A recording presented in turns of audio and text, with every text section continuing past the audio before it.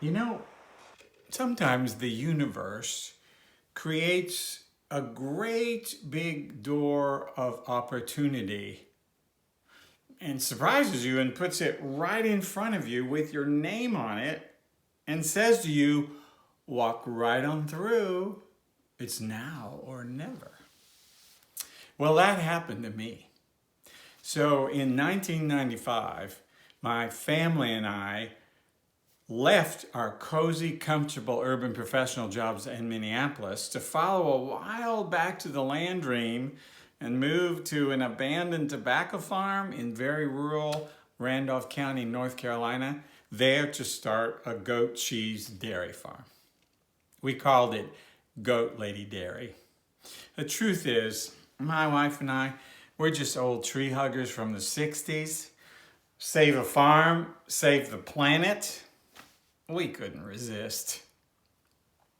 Well, when we got there was so much to do, and we didn't really know what we were doing, and we were trying to figure out what comes first. And we had the mama goats, but we needed a daddy goat, a buck, and it was time for breeding season. So my wife, she says to me, "You're the one who's the professional marriage and family therapist. You're an expert at helping couples to get it together. You need to be in charge of the breeding season." Well, so I got a buck, and that first job I had, I almost blew it, because who knew you couldn't just put the buck in with a doe and just breed one doe after another after another?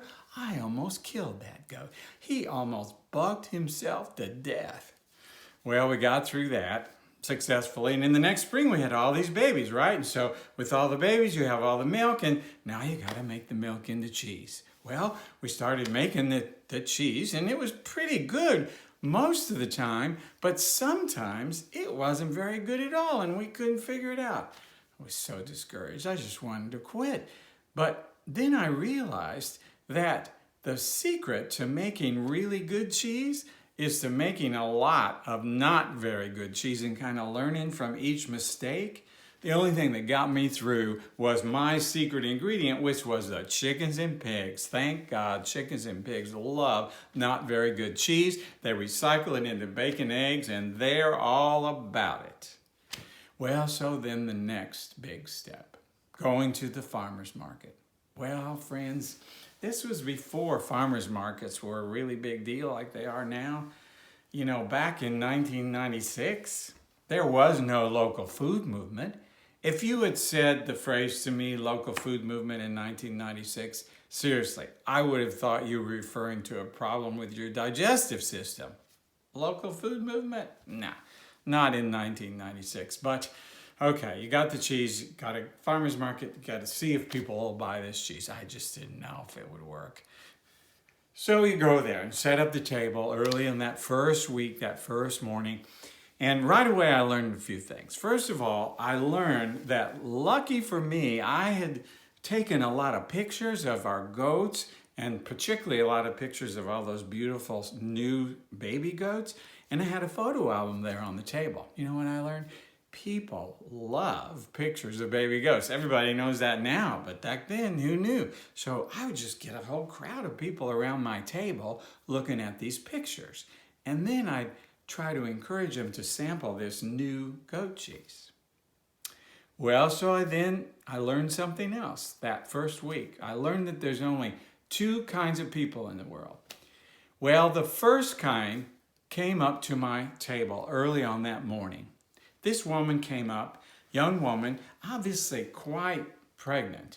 She came up to the table, saw the pictures of the baby goats, interested in babies, of course, and she looked at the pictures, and then she starts talking to me and says, "I'd love to sample some of your cheese." I thought, "Certainly, ma'am, be glad to." So I gave her a sample, and she put it in her mouth, and she said, "Oh my gosh, that's the most delicious thing I've ever had in my mouth." And she went out in the aisle and grabbed somebody she didn't even know and pulled them over to try the cheese.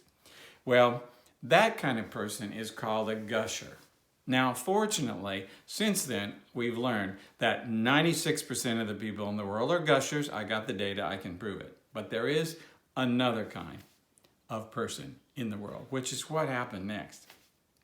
This guy pulled up in front of the farmer's market stall, and this big fancy car got out. He was all dressed up. I think he had on $750 Italian shoes. I'm thinking, this guy is gonna be a gusher. He's sophisticated, he's a banker, a lawyer, he's been to Europe. He knows about really good cheese. Well, he comes over to my table and he folds his arms like this. And he says, "What do you got here?" I say, "Handmade goat cheese from my farm in Randolph County. Would you like to see the pictures?" "No, not interested." "Well, would you like to see the cheese?" "I don't think so. But I am curious. Do you have to kill the goat to get the cheese out?" Friends, I gotta admit, I was tempted to say to that man, no, we just cut it off and it grows back. But I resisted that temptation. Well, he just walked away. Well, that kind of person is a yucker. And there are maybe about 6% of the people in the world that just aren't sure about goat cheese. So here I am, right? One gusher, one yucker. Is this gonna work? Is it gonna be worth it? So hard and no guarantees, right? Well, then a third guy came walking down the aisle. Now this guy, he had on dirty bib overalls and a long ponytail going down the back of his back. And I'm thinking, this guy is gonna be another yucker. Well, he comes over to my table. "Howdy there, son. What you got here? You're new here, aren't you?" "Oh, yes, sir. I'm Randolph County. We're making our own handmade cheese, Goat Lady Dairy. Would you like to try some?" "Goat cheese, you say? I don't know about that. That sounds a little strange to me, and it don't look like any cheese I've ever had. My cheese always comes between two pieces of plastic, or I spray it out of my Cheez Whiz can. And you need to know I'm pretty particular about what I put in my mouth.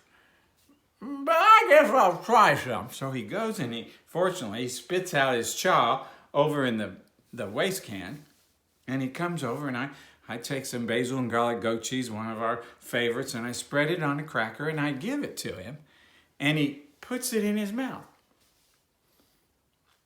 And without saying a word, he grabs the spreader out of my hand, gets the biggest cracker, puts a 2-inch layer of basil and garlic goat cheese on the cracker and stuffs it in his mouth.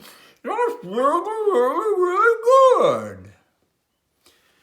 Well, that guy's name is Roy. And I know his name because he came every single week after that and went home with 3 tubs of basil and garlic goat cheese. So there is another kind of person in the world. There's gushers and there's yuckers. And then there's people like Roy who kind of start out being yuckers and you get to convert them into gushers. Well, fast forward 6 years later. I'm there early in the morning at the farmer's market. It's been rough. You know, goats have died, we've run out of money, sometimes things are good, sometimes they're not so good. And I'm kind of wondering, is this all worth it? Has it all been worthwhile, this rough journey? And then I see coming down the aisle, Michelle. Remember my first gusher? She's walking down the aisle and she's with little Tom, that baby. He's grown up now. He's 6 years old. Michelle stops to talk to the farmer right beside him, and little Tom comes over and he starts doing what he does every single week at the farmer's market, which is tasting through all the cheeses to choose his favorite to tell his mom what he wants her to buy that week. You see, little Tom became a little gusher. Well, so he's sampling through and he realizes that it's just the two of us there, just him and me.